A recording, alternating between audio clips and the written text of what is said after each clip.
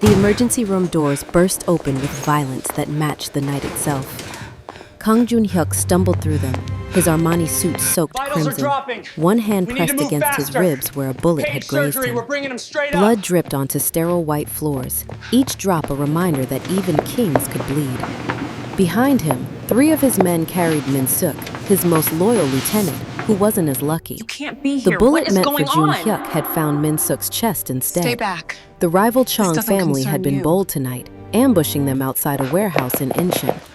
Bold and stupid, because now they'd started a war they couldn't win. "We need a doctor." Jun Hyuk barked in Korean, his voice carrying the authority of a man who'd commanded Seoul's underworld since he was 23. Now. Nurses scrambled, orderlies moved with practiced efficiency, and somewhere overhead, a code was called. Jun Hyuk stood in the chaos, adrenaline keeping him upright, watching them wheel Min-suk away. His hands were shaking, not from fear. He'd stopped feeling fear years ago, but from rage. Someone would pay for this, multiple someones.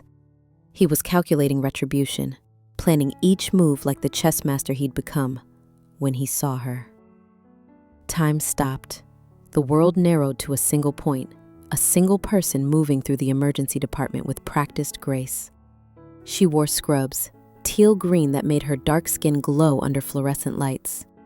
Her natural hair was pulled back in a practical ponytail, and she carried a tablet, checking vitals on a patient, completely unaware she'd just shattered his entire existence. Amara Williams, the only woman he'd ever loved. The woman he'd married in secret 6 years ago in a tiny courthouse in Los Angeles. The woman he'd destroyed with carefully chosen words because keeping her alive meant pushing her away. The woman who'd signed divorce papers with tears streaming down her beautiful face while he'd forced himself to stay cold, to not reach for her, to let her believe he'd never loved her. And there, holding her hand, was a little boy. Jun Hyuk's vision tunneled. The child was maybe 5 years old, with Amara's beautiful brown skin and unmistakable features. Jun Hyuk's features. His eyes, his nose, the same serious expression Jun Hyuk wore when concentrating. The boy's hair was curly, a perfect blend of Korean and African American heritage, and he was looking up at his mother with complete trust. "Is he mine?" The words left Jun Hyuk's mouth before conscious thought, barely a whisper. But in the relative quiet of the waiting area, they carried. Amara's head snapped up, her eyes, those expressive brown eyes that had once looked at him with love, with passion, with hope, now widened with shock and something that looked like fear, their gazes locked across 20 feet of hospital floor.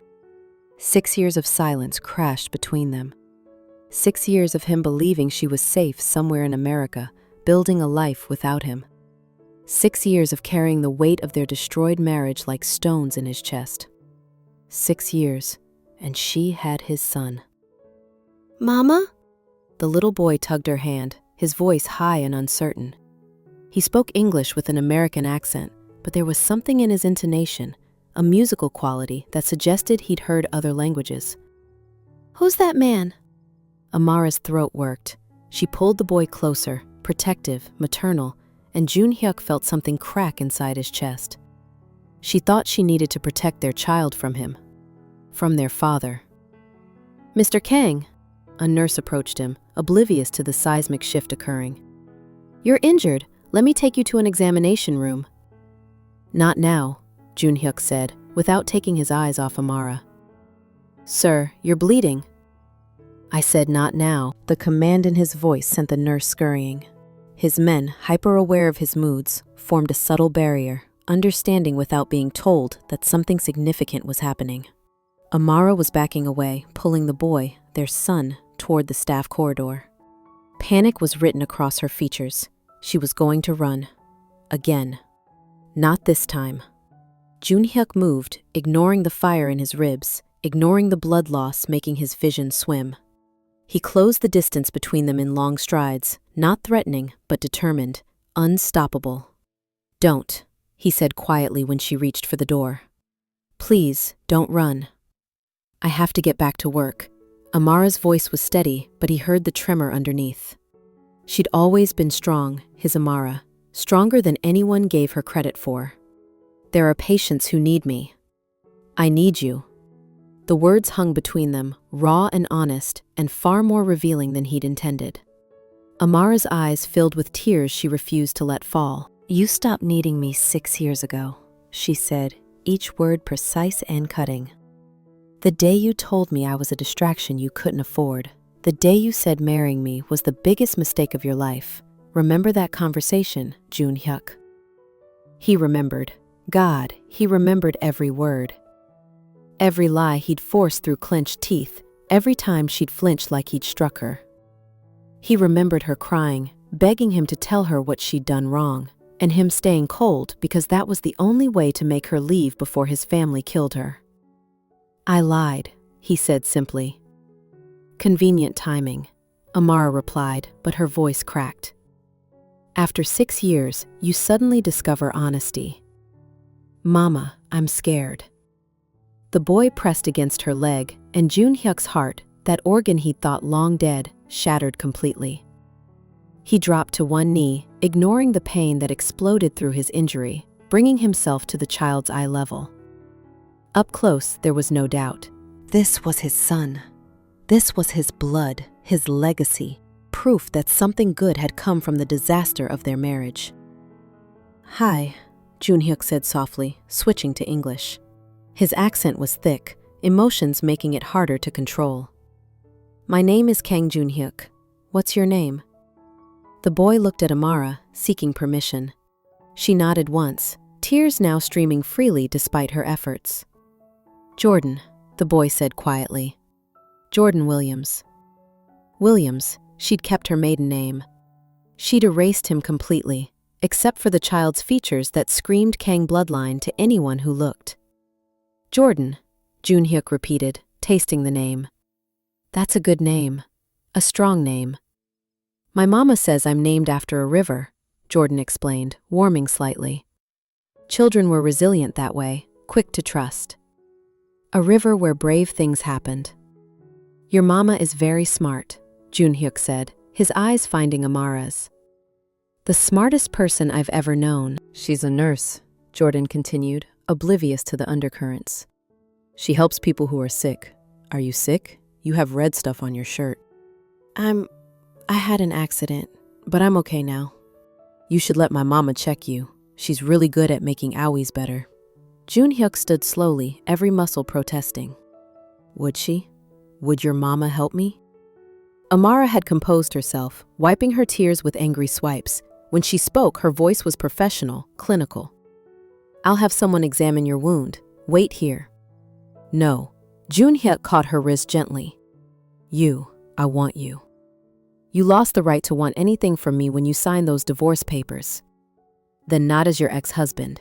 Jun Hyuk said, desperate now. As a patient, you took an oath, didn't you?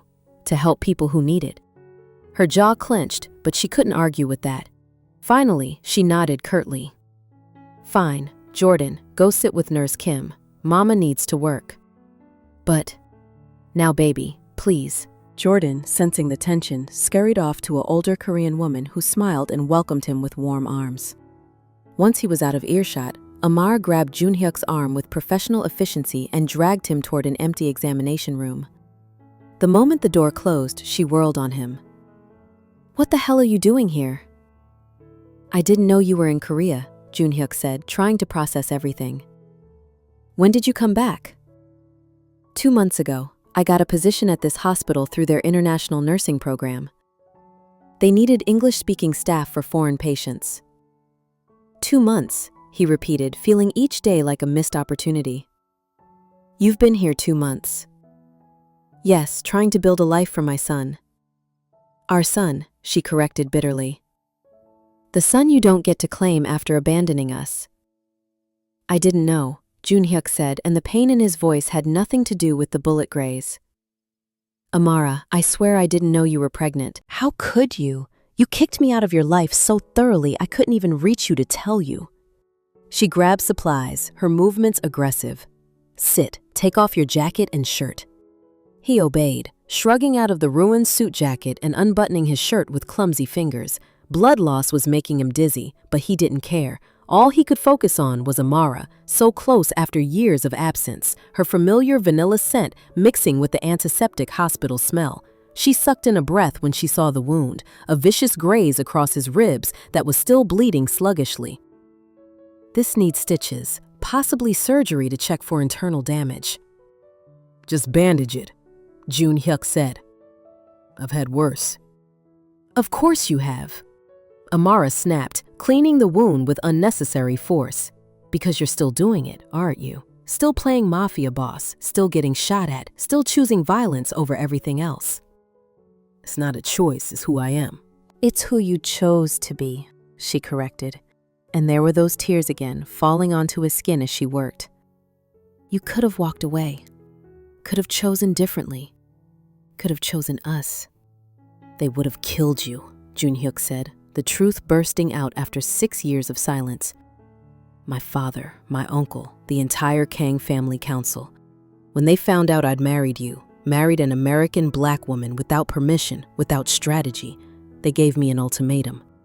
End the marriage, or they'd end you. Amara's hands stilled. What? I tried to fight them. For 3 months, I tried everything. Negotiations, threats. I even went to war with the rival family, just to prove my loyalty, thinking it would buy me leverage. His voice was hollow, empty. But they had pictures of you, Amara. Pictures of you at work, at the grocery store, at the park where you like to run. They had your route memorized, your schedule documented. They were waiting for my final answer. So you divorced me, Amara whispered. So I destroyed you, Jun Hyuk corrected, meeting her eyes. I made sure you hated me, made sure you'd never come back, made sure they believed you meant nothing. Because that was the only way to make you irrelevant to them, the only way to take you off their target list. You're saying you did it to protect me? I'm saying I was a coward who couldn't find a better way. I'm saying I broke both our hearts because I wasn't strong enough to break the chains my family wrapped around me. I'm saying I've regretted it every single day for 6 years. Amara was crying openly now, but she resumed treating his wound with shaking hands. I hated you, she said. I hated you so much. When I found out I was pregnant, I was terrified and furious and alone.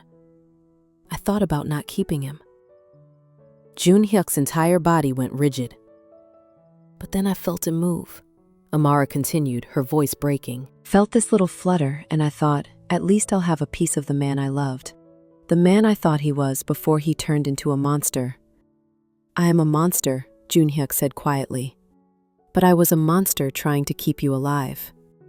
She finished bandaging him in silence. When she was done, she didn't step away. She stood there, inches from him, close enough that he could see the gold flecks in her brown eyes. Close enough to remember what it felt like to hold her.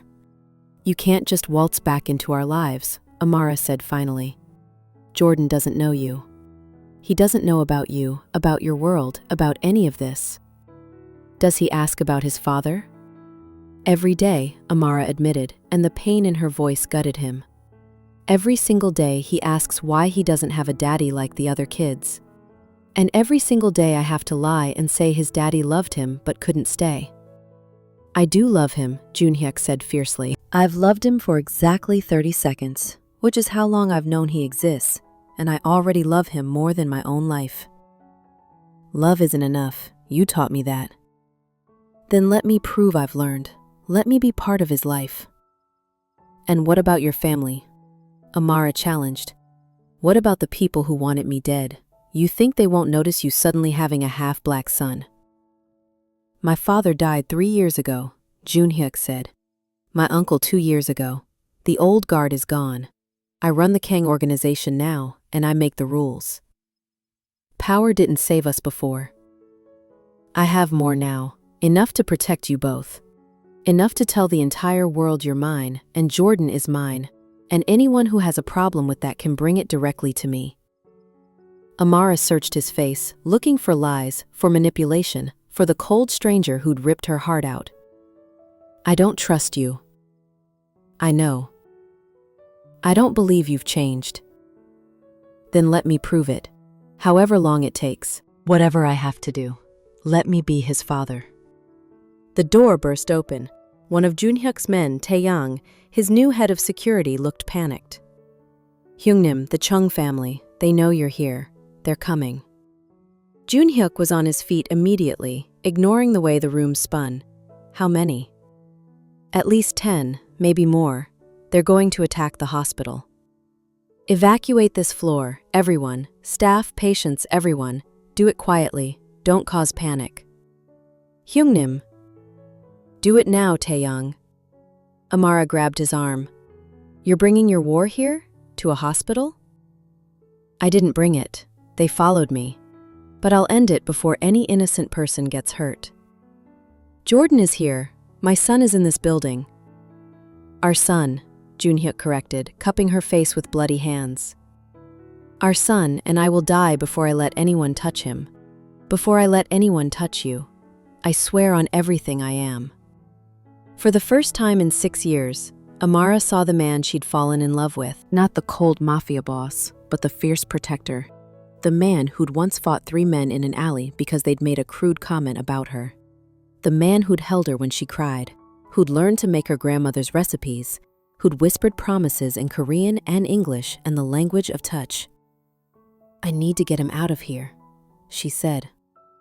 Taeyang will take you both. He'll get you somewhere safe. What about you? I'm going to remind the Chung family why declaring war on the Kong organization was the last mistake they'll ever make. Junhyuk found Jordan still sitting with Nurse Kim, completely oblivious to the danger. The boy looked up when Junhyuk approached and smiled. That smile, so innocent and trusting, absolutely destroyed him. Jordan. Junhyuk knelt again, ignoring his screaming ribs. I need you to go with your mama and my friend Taeyang. It's very important. Can you do that? Are the bad guys coming? Jordan asked with the blunt honesty of 5-year-olds. Like in the movies? Something like that, but I'm going to make sure they don't hurt anyone. Are you a hero? Junhyuk glanced at Amara, saw her fighting tears. I'm trying to be. For you. Jordan considered this seriously, then nodded. Okay, but you have to promise to be careful. Mama cries when people get hurt. I promise. The boy hugged him suddenly, skinny arms wrapping around Junhyuk's neck, and something in the mafia boss's chest simply shattered. He held his son for the first time, breathing in the scent of children's shampoo and sweet innocence, and swore to every god he didn't believe in that he would move mountains to keep this child safe. I'll be back, Junhyuk whispered. I promise I'll come back to you. Taeyang escorted them out through the staff exit, 6 of Junhyuk's men forming a protective barrier. Amara looked back once, her eyes meeting his across the chaos of evacuating patients, and he saw everything in that glance. Fear, anger, confusion, and underneath it all, buried deep but still present, love. She still loved him. Despite everything, despite 6 years and broken promises and deliberate cruelty, she still loved him. That was worth fighting for, worth dying for if necessary. The Chung family hit the hospital 10 minutes later. They came hard and loud, expecting to find Junhyuk weak and bleeding and vulnerable. Instead, they found him standing in the empty emergency department, flanked by 20 of his best men, all heavily armed and absolutely furious. You made a mistake tonight, Junhyuk said in Korean, his voice carrying through the eerily quiet space. Coming after me is one thing. Following me to a hospital where innocent people, where children, are being treated? That's crossing a line you don't come back from. Big talk from a man who's bleeding. Chung Dae-jung, the rival family's second-in-command, sneered. Your time is over, Kang. The old families are done. You're right, Junhyuk agreed. The old way is done. The old rules about honor and territory and respect, done. You want to know what the new rule is? He pulled his gun with liquid grace, the movement so fast Dae-jung barely had time to react. The new rule is simple. You come after me, I come after you. You threaten my family, I erase yours. You attack a hospital, I show you what real violence looks like. You can't kill all of us, Dae-jung said, but there was fear in his voice now. No, Junhyuk admitted, but I can kill you. And your brother. and your father, and every person in your organization until the survivors beg me to stop. That's the problem with starting wars, Dae-jung. You better make sure you finish them, because if you leave your enemy alive, if you give him something to fight for, he becomes more dangerous than you can imagine. You're bluffing. Try me. What happened next was vicious and brief. Junhyuk's men moved with coordinated precision, taking down the Chung family's soldiers with non-lethal efficiency. Junhyuk wanted them alive, wanted them to carry a message back. But Dae-jung, stupid and desperate, went for his gun. Junhyuk didn't hesitate. The shot echoed through the empty ER, and Dae-jung went down, a bullet through his shoulder, disarming, not killing. That's a message, Junhyuk said, standing over the fallen man. Tell your father, tell everyone in your organization, the Kang family is off limits. My family is off limits. This city is off limits.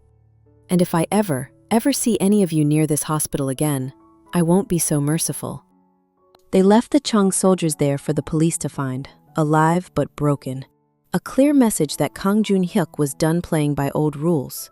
Dawn was breaking when Junhyuk finally made it to the safe house where Tae-young had taken Amara and Jordan. His hands were shaking from adrenaline crash and blood loss. The bullet graze wasn't life-threatening, but he definitely lost more blood than was advisable. Tae-young met him at the door, looking worried. Hyungnim, you need a doctor. Later, where are they? Upstairs, the boy is sleeping. The woman is, she's been pacing, worried.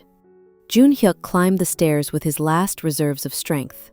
He found Amara standing at a window, silhouetted against the rising sun, her scrubs replaced with borrowed clothes, her hair loose around her shoulders. She turned when she heard him, relief and anger warring across her features. You're alive. I promised I'd come back. Your shirt is completely soaked with blood. Not all of it's mine. She crossed the room, and before he could process what was happening, she'd slapped him. Hard. The crack echoed like a gunshot.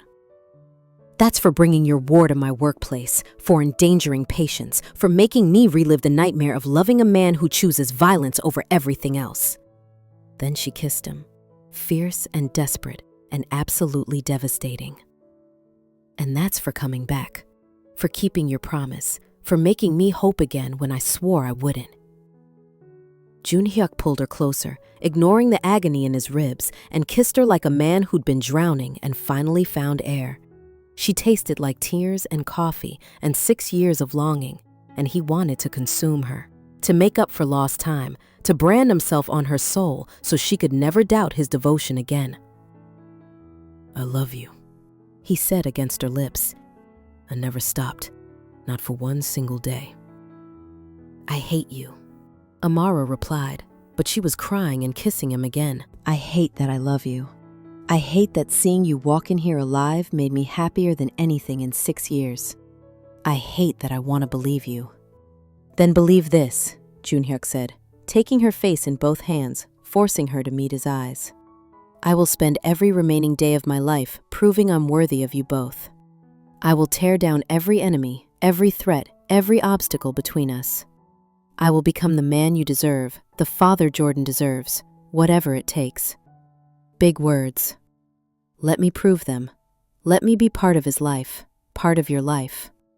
And when the next threat comes, the next family who decides we're targets, then I'll eliminate them too, Junhyuk said simply.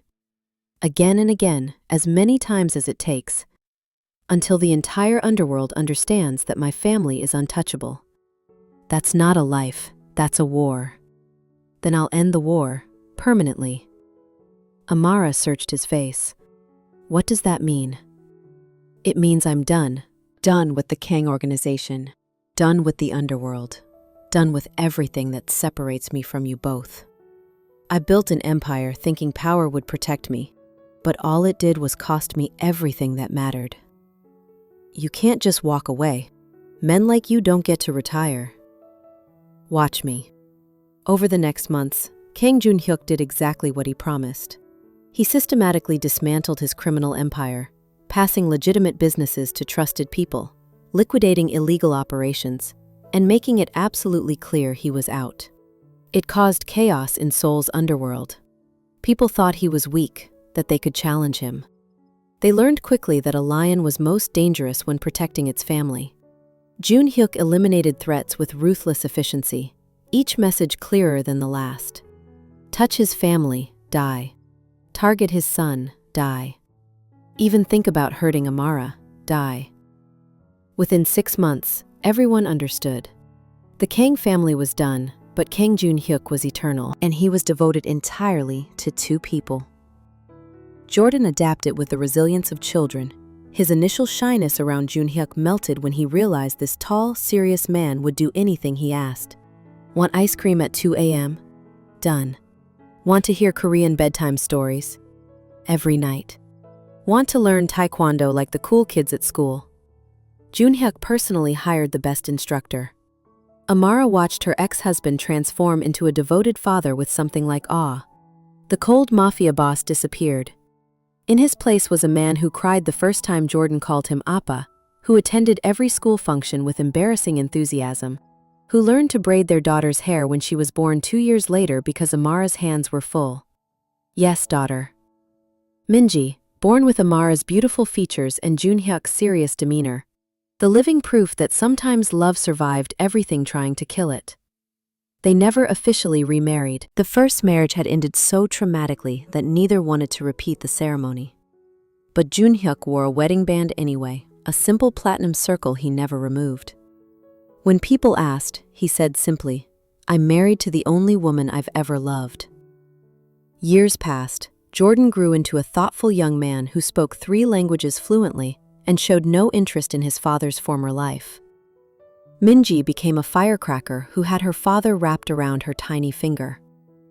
And Jun Hyuk, former mafia boss, feared throughout Seoul, settled into civilian life with the same intensity he'd once applied to criminal enterprise.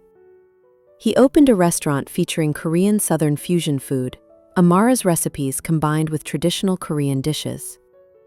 It became wildly successful. He volunteered at the hospital where he'd found her again, funding programs for underserved communities.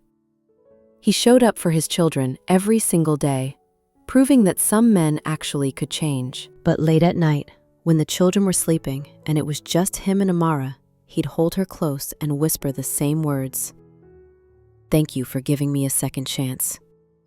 Thank you for letting me be someone better than I was."